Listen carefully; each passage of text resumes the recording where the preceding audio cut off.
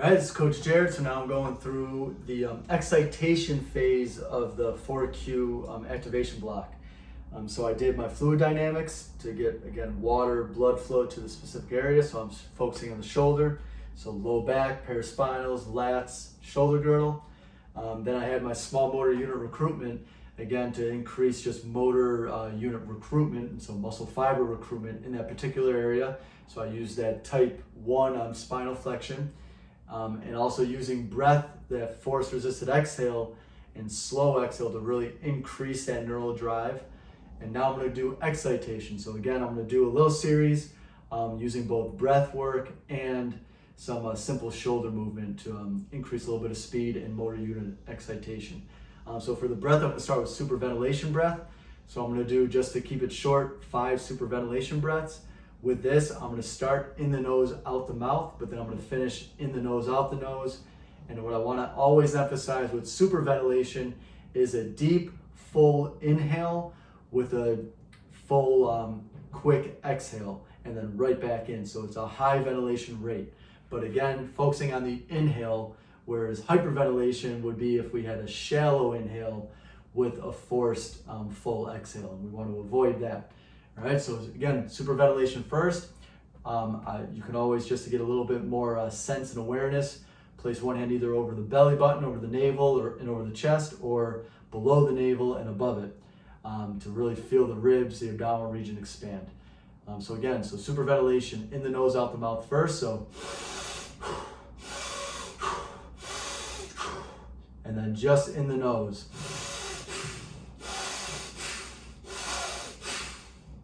So this is increasing sympathetic tone. So this is really having a big neural excitation component just through breath alone. Now I'm going to add that with through percussive breathing with my motor unit excitation move. So the first one, most basic, it's going to be up against the wall. So I want to make sure I'm stable. So I'm going to give myself a nice wide base. Always think about corkscrewing, spreading the floor, and flat up against the wall. So I'm going to do an external rotation here with a quick release. So I want to make sure I'm placing my elbow at about 90 degrees into the wall with a little bit of tension. Make sure this arm's staying tight to keep the band tight. So I'm going to pull it apart, pause for a second, and then release. All right, so I'm going to do 2 types of releases. I'm going to do a partial release in 2 steps, and then I'll do a full release in 1 step, and then do different breathing pattern with the percussive breathing, and then just a forced quick exhale with the full release. So again, it's going to be deep breath in, pause, with the percussive breath. So again, I'm keeping nasal breathing only. You can do this through the mouth. And then with the full release.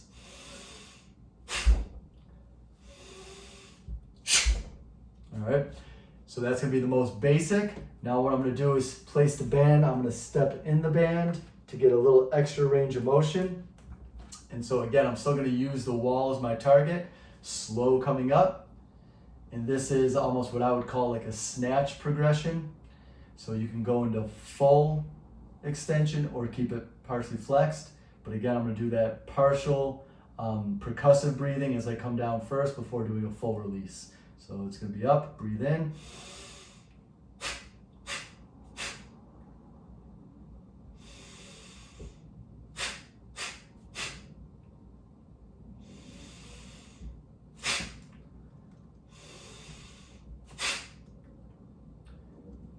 Then I'm going to do pull aparts. So same thing, real simple. I'm going to break that band apart, get all the way to the wall, and then I'll do partial release before doing the full release. All right. So again, using my percussive breathing.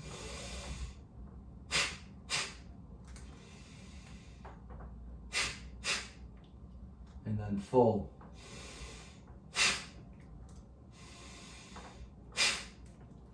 All right, so that again is my 4Q shoulder excitation